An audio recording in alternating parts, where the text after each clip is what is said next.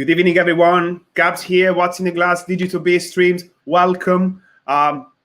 Lovely to have you here again. I think if you haven't seen yesterday's show, probably has been like a couple of weeks without being live with you. So apologize for that. Things happening. There is a lot happening right now for my side, on our side, of What's in the Glass. So bear with me. We try just to make sure we're having the best show possible for all of you. If you haven't met me before, my name is Gabs. I'm trying to be the best beer communicator I can. I'm doing these digital beer streams as regular as I can, normally 4 times per week. What we're doing here is very simple. We try to engage and going out and going live. Now it's live, hopefully soon out. With the most representative personalities within the beer, hospitality, and brewing industry within the UK, mostly London, but not just London. If you saw the videos that we're doing, definitely not just London. Rest of the UK, sometimes Europe as well, and we're trying to have a normal conversation, very casual. We drink some beer. We're having some, point of views about what's happening, what happened, and what will happen in our industry. There are different ways that we're doing this. One is these digital beer streams, which is, we like to call it an exclusive digital broadcasting show. And there is Turning the Tide, which is our declaration of love for London pubs. And this is a series which is going live on YouTube every Thursday of April around 7 p.m. So if you have time on Thursday, please have a look. We're trying to give as much visibility to London pubs as possible, because we are aware how in danger they are. And despite the fact that Boris Johnson and the government said we are next to the end of a hibernation of our industry and our system, there is still so much to do, because it's not a problem that is going away from a day to another day. If you are part of a craft beer community around the UK or around the world, you definitely are familiar with the people that are part of your community. And when I met for the first time Jaega, I think it was the first official beer type of event, which wasn't necessarily about the liquid and drinking. It was a Fuller's Brewery, and it was probably one of the first London Breweries Alliance or Society of Independent Brewers meeting, which I've been sent to because I was really curious, and I was a bit unfamiliar with the situation, with what was going on. I didn't know anyone in there, and I remember she came straight away on me saying, "How you doing? What's happening?" And then since that time, I felt like she's not just a skillful brewer, a very recognizable, important ambassador for all things beer, and especially women in this industry, but also a very nice person, which is it's not that common to find around as I probably So very happy to be here with her. She's the head brewer of Wildcard Brewing, which is a brewery which I sold beer of made by them in bottle shops, pubs, and all around, and I'm a big fan. And I saw there are lots of new beers as well, which I'm really curious to hear about what is happening. So if you can please help me to welcome Jaega to the stream.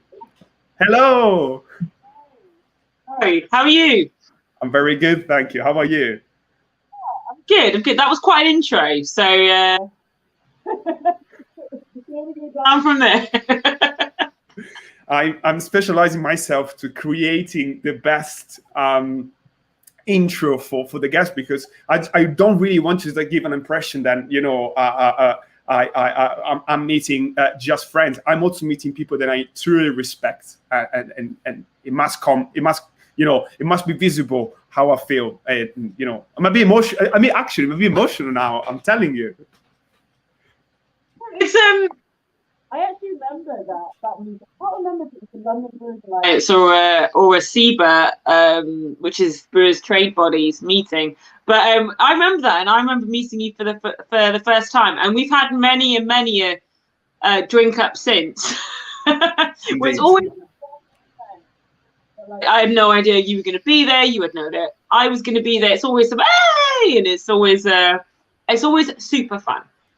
And I also have to say then the fact that I haven't managed yet before the pandemic to pop in and see the brewery and the tap room, it gave me this sensation of, I had to say, I'm really sorry for it. It just being that kind of London lifestyle, you know how it is. Okay, we're not far.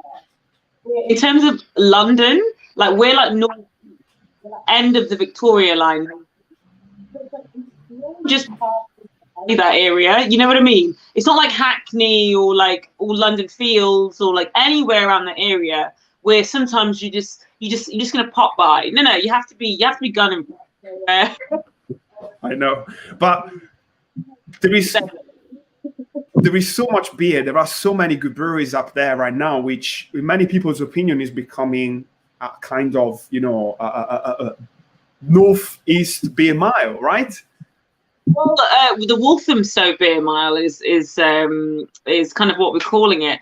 It's become amazing. So for a long time we were the only brewery in the borough, and then Pillars Brewery came. They specialise in lager, and then Signature Brewery came, and now we've got Hackney Brewery who are moving opposite us on the same road. We've got Exhale Brewery.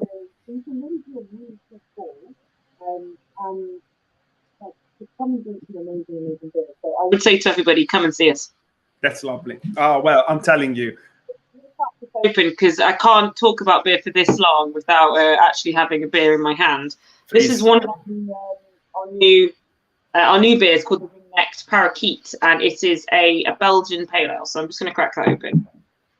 I've been trying to stay away from buying more beer because I'm just honestly in a situation where I really have to go through what I go, otherwise it's not gonna taste fantastic. So I'm gonna taste pretty decent sour. I received this from the brewery. They were like, "You need to try this because it's pretty decent." And honestly, it's a kiwi sour. I never had a kiwi sour before. It's tasting banging. Cheers, mate. Cheers. So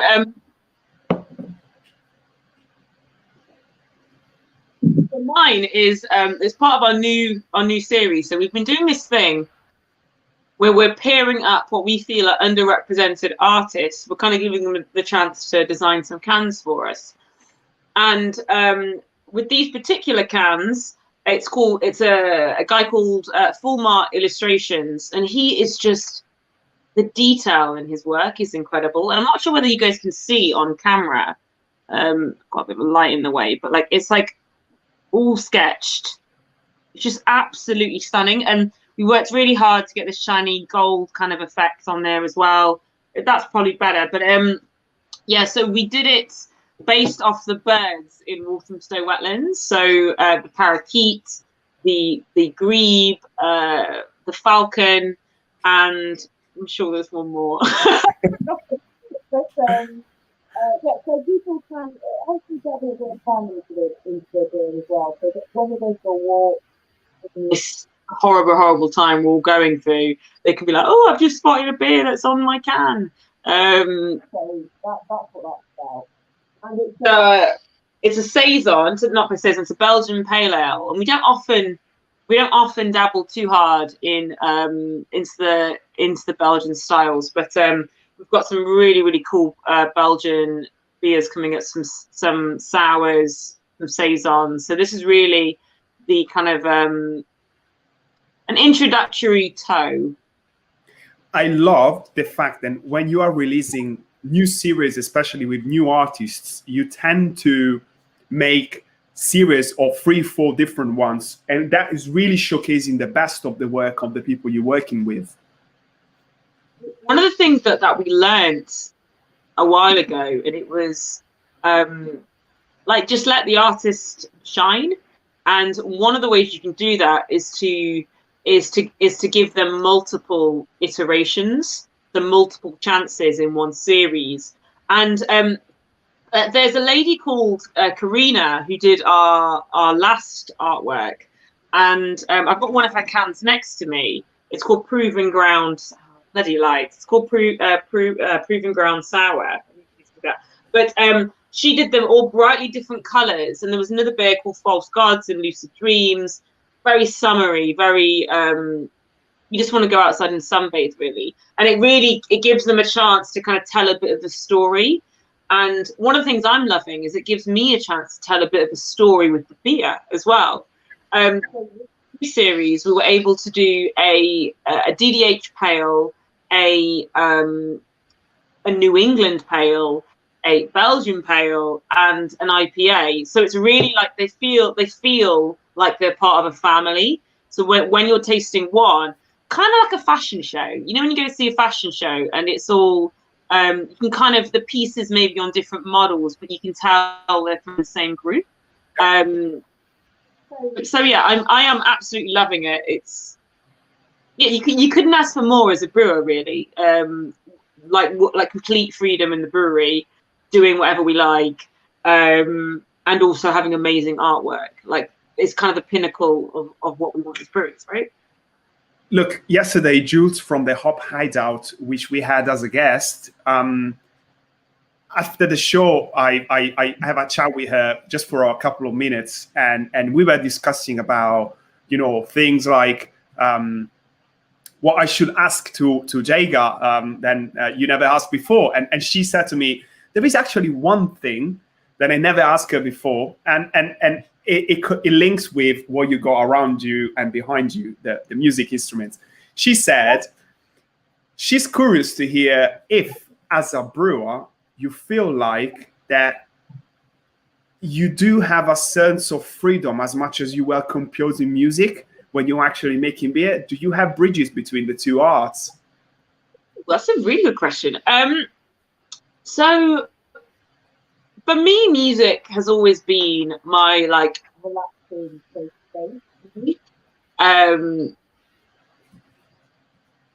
That's something I've done a long time before, yeah, if that makes sense. So for me, I would say that it takes you a long time to get there in beer, and I kind of feel like I'm there now, where you can taste something and you can be like, it needs X, but you need to know all the hop flavors potentially that is that X. Kind of like a I don't want to say like a chef because it sounds cheesy, but it takes a while. It takes a long time, a lot of work on the palate, a lot of drinking, which is fun. A lot of tasting, a lot of different beers to really get there. Music wise, and I feel that's quite similar. So especially when you're songwriting, it takes a long time to know whether something is good or not. You can write 100 things and 98% of them can be crap, but you have to know they're crap. You know what I mean? It's so from that perspective, I suppose it's quite similar. Yeah, and just not being afraid to say this isn't very good. You know what I mean? And it takes a while. I don't know. I think I'm just I think I'm just trying rubbish now. No, this is perfect because this is what I was expecting. Like if you're a cook, if you're a musician, if you're a brewer, and you want to achieve that level, you want also work with other people, you want to create the perfect ecosystem to making sure everyone is thriving. Yes, you have to say no. You have to say this is not right. This is not the perfect way. Few times before being absolutely sure you're on the right way. So I get that, honestly. I really know now what that means. And how does it possible? Because I never asked you this question. How does it possible then? You have this drive, personal drive, this strength and power to making sure you're making the best out from your brewing experience. You also are presenter, radio and TV presenter, so you are an actual prominent figure. But you also, as I said, you're an advocate for women within this industry. Not chatting about that you are a musician as well. All of these different elements, it you know, like I'm suffering sometimes to bring in up and forward a project of mine. You seems to do a lot and to really making sure everything is on point. I haven't even mentioned your position for Society of Independent Brewers as well. Jaega, there is a lot on your plate. Yeah, there is. Now, I would say I struggle within my personal life to put my personal life first. I would say that's the reality. And this year, but all I've learned this year, I have learned to focus a little bit more on fewer projects. I have learned. I know I'm incapable of doing something without doing it to the fullest extent. Like I struggle with that, and that's something. But I don't think that's a bad thing. I think it. Yeah, I don't think it's a bad thing. It's But really if I've said I'm involved, or if I'm involved, I'm involved. But I've learned to say no a little bit more. And think about like, should I take on this project? So a really good example is Society of Independent Brewers. I've been the director for the last 3 years. I've been chairing the southeast of the UK, and I was up for re-election recently. And I thought to myself, like, I've given a lot to this. Like, and I was asked to be a patron for the Drinks Trust, which is an amazing, amazing opportunity. And I thought, you know what, I shouldn't do both. Like, I can't do them to the fullest extent if I try and do both. So I've done SIBA for 3 years. Hopefully, I like to think I've made a difference there. It's time for someone with fresh eyes to come into the organisation. So Pete from Hackney Brewery, who also is working opposite me at the moment in Walthamstow, he's now taken that on, and I have 100% faith in him that he's able to do it, which is an amazing, amazing feeling. And it's not always that you'll walk away from something with such a positive experience. Like sometimes, like you get fired, or people lose interest, or whatever.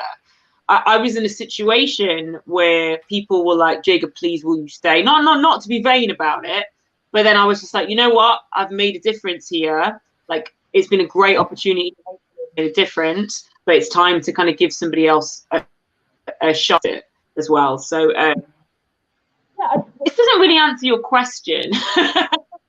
It's an actual responsibility. I mean, honestly, I know that you had an impact, and that specific position that we were discussing right now had an impact. And the reason because I'm saying about the impact is because previously in some of the occasions where we met or I used to go, or even like in beer festivals or in beer communication from big or small companies or trustees or association, I haven't seen that amount of women not just represented, but with a leading and a listen position, because they were there on the panel, they were discussing things. So honestly, I think you made that happen, or you actually gave your contribute to make that happen.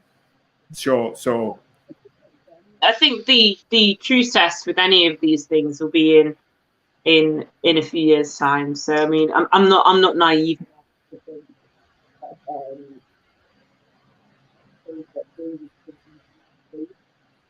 I think these things take time. I think lots of the stuff we were able to pass in terms of like the Portman Group and like beer labels and stuff, like they haven't really been tested. So let's see what happens when there's a big test, and then let's see how well it stands up against it. There is lots more work to do, but I'm really, really pleased that there are so many people who are kind of willing to kind of stand up and sit in that chair. That doesn't always make you popular. You know what I mean? Whenever I said anything about SIBA on social media, you're like crickets. It doesn't make you popular. You know what I mean? It's it's a lot easier sometimes to just like say this or say that and say this, but it can be more. I think it can be more challenging to put the work in and read the legislation and spend the time and what have you. But I mean, yeah, I mean, I'm just grateful I was able to be there even for such support. We have covered an entire month of women in beer during these live streams, and it was an epiphany of learning there is so much in every pocket, on every part, in every small city or bigger city, and that was really amazing. And most of the women involved, I'm sure that your friends or you did things with, like Jules. I see now Jules adding a beautiful comment in here about the International Women Day collab, for example. That was incredible.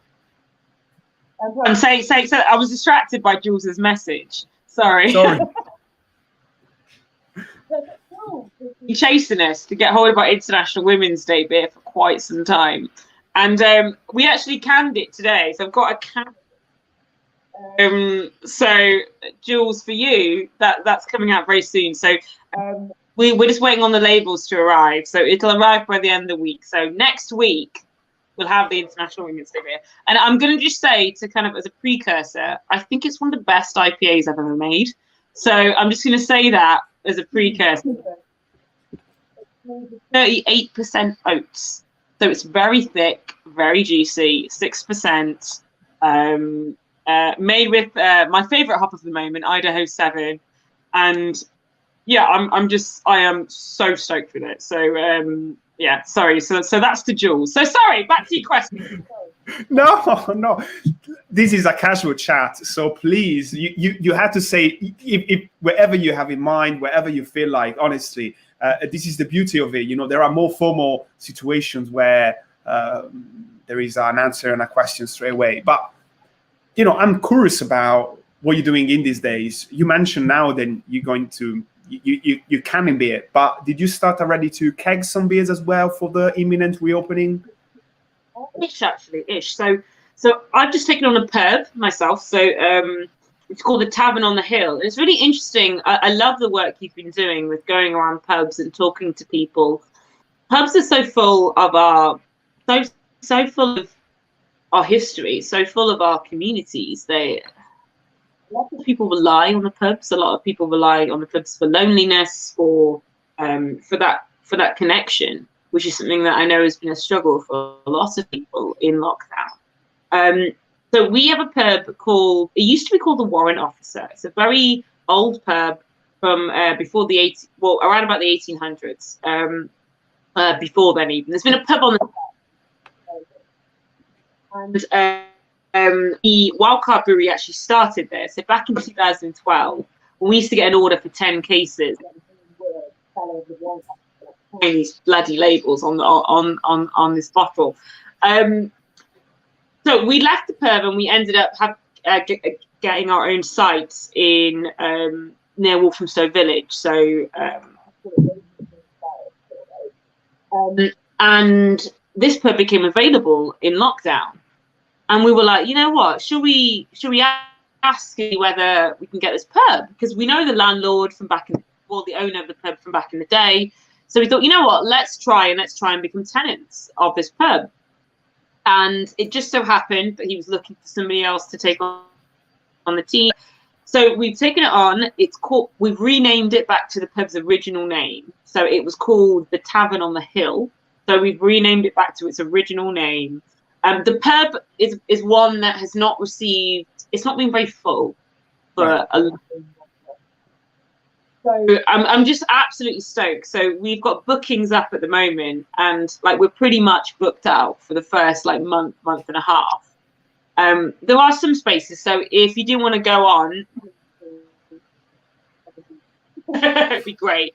But yeah, no, it's been amazing, and the amount of messages we've received from members of the community saying just being able to pop to a pub and have a roast dinner in this local area because there aren't that many pubs around it.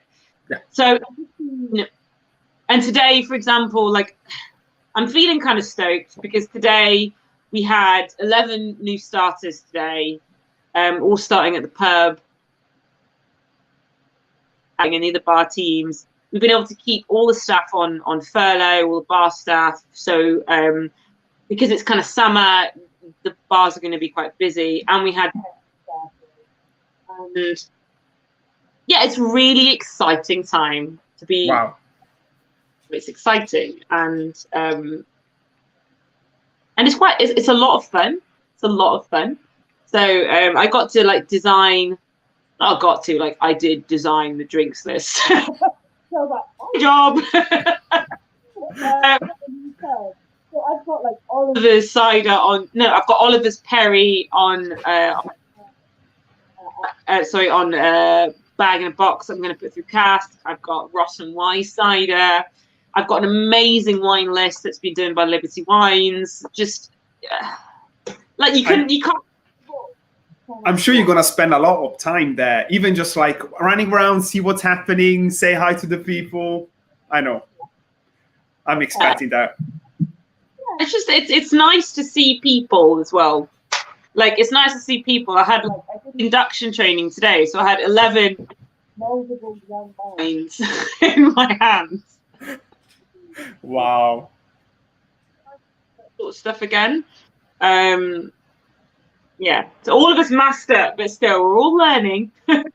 Yeah, like I think most of the people that aren't working in pubs anymore, but had experiences in pubs from back in the days, they all said, I wouldn't mind to do a couple of shifts in a pub when the time is right. Not even get paid, but just for the appreciation of being in the pub again, surrounded by the people, celebrating. So I would say always get paid. That I would say. That actually is, but this is for giving you how much people are missing them. If they say also, not even, expecting to get paid, but yeah, absolutely. I know there is going to be a lot to discuss, to see. Probably it's going to be a great time to reinvent as well our sector, our industry, and making sure, we are walking on the right path. And this is actually something that it goes in my next question, which is very simple, Jaega. It's like, these are quite a big one. So freestyle. How do you think is going to look like our industry's future in terms of, did people's habits change drastically? The way that they drink, are these changes are going to stay, in your opinion? The industry's forever changed. I do. A good example, so Wildcard, for example, we didn't have an online shop as a good example. It was always on our database. Yeah, we'll do it later. We'll do it when we get around to it. Suddenly, we've got quite a thriving online shop. And that is 100% going to affect, and lots of breweries are doing this all around the country. That's going to affect bottle shops. That's going to affect other kind of knock-on industries. And it's a matter of where we settle. You know what I mean? So, for example, it's one of the things we discussed quite a lot at work, and it's making sure we're not undercutting bottle shops, and making sure we're not undercutting our customers. So just checking what they're doing, just so we're okay, well, if they're at this, we need to be this, approximately the same. And just kind of bearing in mind that kind of situation. But in terms of distributors, think about distributors. So one of the things that's always been fascinating for me has been, so there's lots of beer gatekeepers, and I know you know exactly what I'm talking about. Lots of people who, for whatever reason, they don't like you. They don't like that person they spoke to that time. They don't like your latest image. They don't like that picture. They won't buy your beer for X reason, right? It may taste amazing, or that latest batch you've done might be better than all the hit can happen names. But they're not interested for some X reason, right? We now have the power to bypass that. is something that's really fascinating. So, for example, I can now sell beer or send beer to any bottle shop, right? So I don't need a distributor in the same way we used to. So that distributor that was really holding up Scotland, they wouldn't let us in, or they were holding up Edinburgh, or they were holding up Newcastle.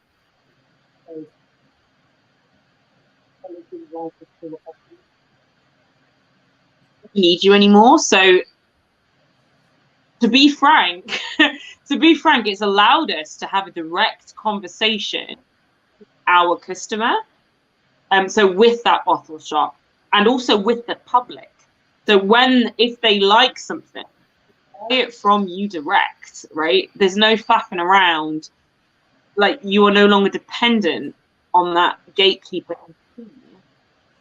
to decide what is and what is not popular. So it's and I don't think that's going. I think bottle shops enjoy the margin. To be honest with you, when we sell direct to a bottle shop, like, they make more money. So it's just, you know what I mean? And things are hard enough as it is. So I mean, unless you're bringing in something from abroad, or unless that's your setup, or you're bringing in beers that people can't access, I think that relationship is different going forward. You've been mentioning bottle shops, but you think it's going to be possible to do a similar thing with pubs, considering how many pubs are now like thinking about EI or all the pubs like that with like big companies, they always have to making sure the orders are approved, and sometimes they only buy from the distributors. So it will be interesting to hear if more and more pubs can actually have the freedom to buy from Wildcard's brewery directly.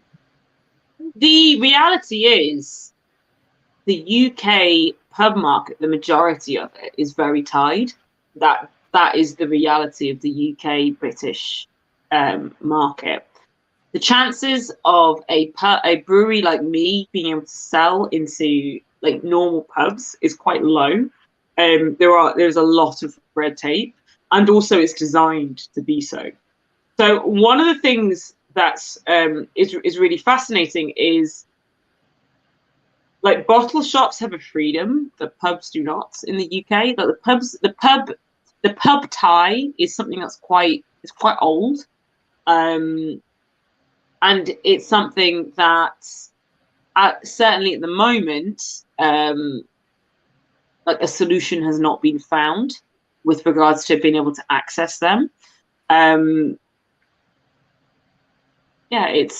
don't know what to say. I mean, and also bear in mind that it's the post thing, being able to send. It's the fact that now you can send a case of beer in the post to a bottle shop, right? You cannot send a keg in the post to a bottle shop unless it's through like Ebria trade or through a special situation. You know what I mean? So now it doesn't quite have the same freedom. So, I mean, whoever wants to, if APC or whoever, DPD or whoever wants to permanently do it and do it in a way that's easy and not expensive, then bring it on. Oh, you know, like the one keg order or the two kegs order Friday 9 to 12, ready to be in the pub, to be tapped. If not the day after, let's say later in the evening, despite the fact that maybe it's not going to be perfect, but in case they really need to pour or they really want to pour a beer, I'm sure that's going to be a big thing. So that's what I was thinking more in terms of revolution for keg interest, the usage for pubs. But another question for you, Jaega, is the digital world. All of this, where we are inside right now, other experiences, digital festival, digital happenings or whatever, tastings, are here to stay, are here to change? Well, honestly, I don't know. So I'm going to tell you what my week looks like. So I booked all of my I've been doing loads of tastings in lockdown because why not? Why not? Also, when you've got new beer to try and flog people, like how else are you supposed to get it out there, right? So I have purposely booked all of my final tastings in for this week. So I don't really have any booked in really for after this week. And that's because bars are reopening. And I just don't know how that's going to affect the digital world. Having said that, I do have one booked in actually, which is the Royal Society of Chemistry. I've got one booked in for the 14th of April, where I've got loads of PhD people and loads of like beer scientists all coming on to tell me the what's what about beer and to talk to the audience. That's going to be a lot of fun. And that's on like the 14th of April. So that's post lockdown. I don't know. I think it's another one of these, or another moment of change. I don't know how it's going to settle.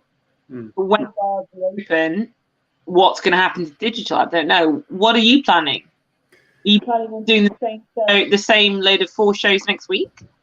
I would love to do it in a place, in a pub or in a bar.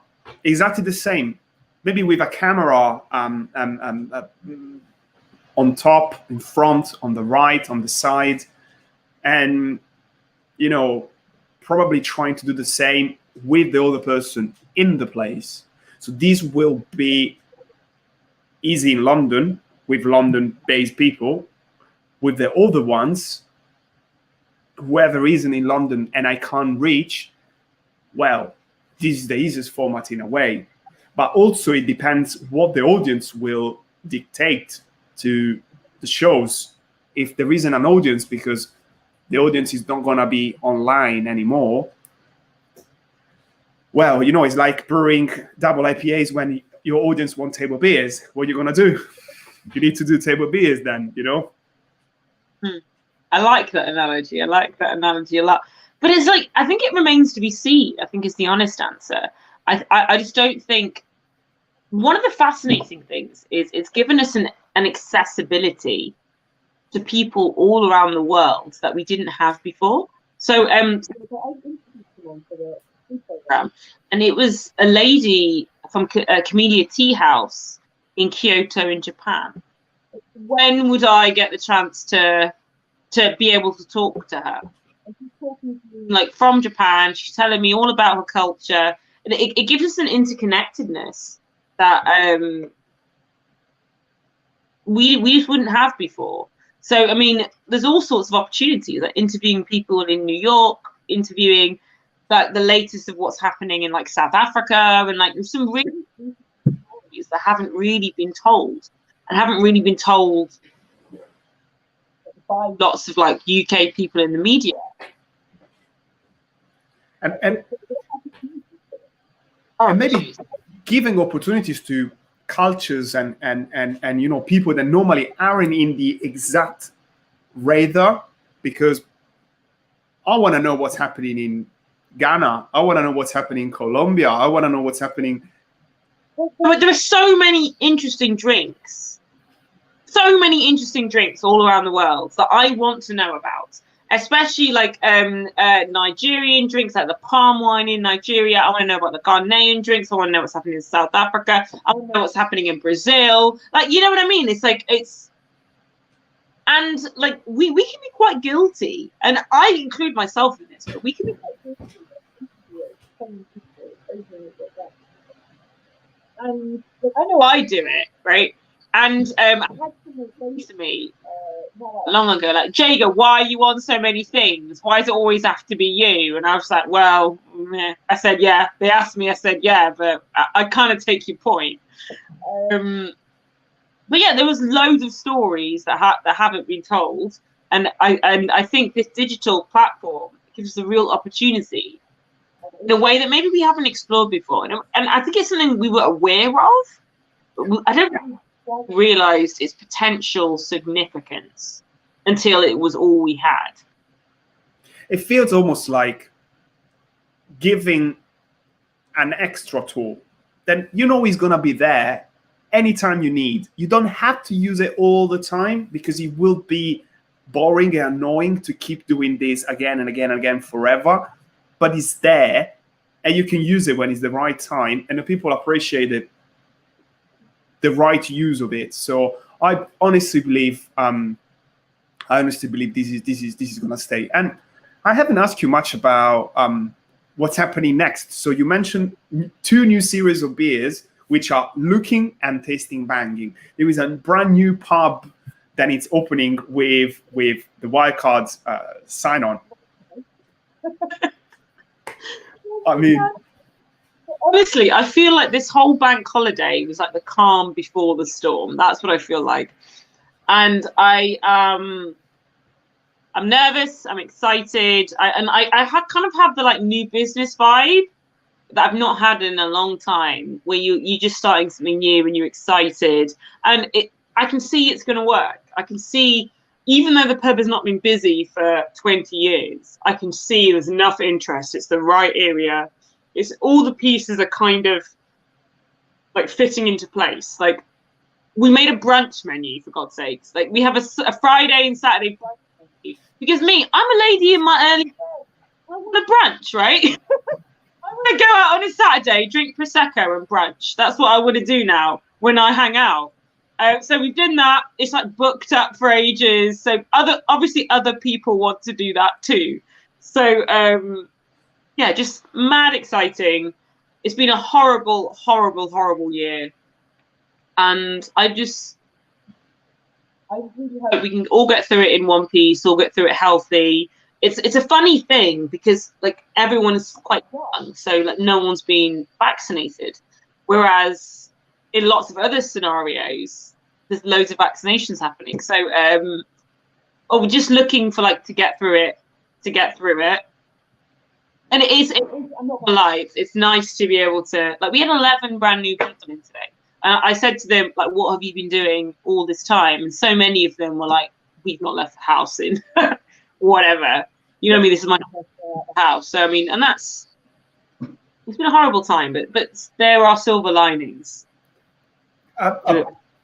Having connections with other parts of the world, we really have to feel ourselves lucky and also proud of how straight we all have been, or most of us have been during this time. Because if we're here discussing the post, it's because the pre was conscious enough and right enough, and hopefully we're gonna be able to travel again and go to all of the places. But again, I want to go around the UK because I know I can shortly, so I will take the advantage of that. Yeah. And I think is the key. But we are very, very lucky here. We're very lucky, and no, we're very lucky. And I thank my lucky stars situation. I've had a job to go to every day, and it's not been easy. And it's been a conscious choice of us to try and keep going, but it's not been the easiest of things. So that's just make it. Absolutely. Well, Jaega, I can speak with you days and weeks, and I knew that already, but I try to torture you with my best questions enough. I think I always try to keep around this time, so not asking too much to our followers. And it's been a pleasure to finally re-meet you again, even if it's just digitally for now. And I can't wait to see you in person in a nice pub. I can't wait, and come down to the new pub. You've got to come and see what we're up to, and just thank you for having me and for having Wildcard. I mean, like, you're a really good friend, and yeah, thank you. Thank you very much. It means a lot, Jaega. And if you and all the rest of the people want to see the rest of the week, we do have decent other decent guests for tomorrow and the day after as well. I'm not telling too much, so you will see. And I wish you, Jaega, and all the people in here a beautiful evening and having good beer, have some good food, stay with the people that you care, and just enjoy life in a way. Thank you, Jaega. Bye.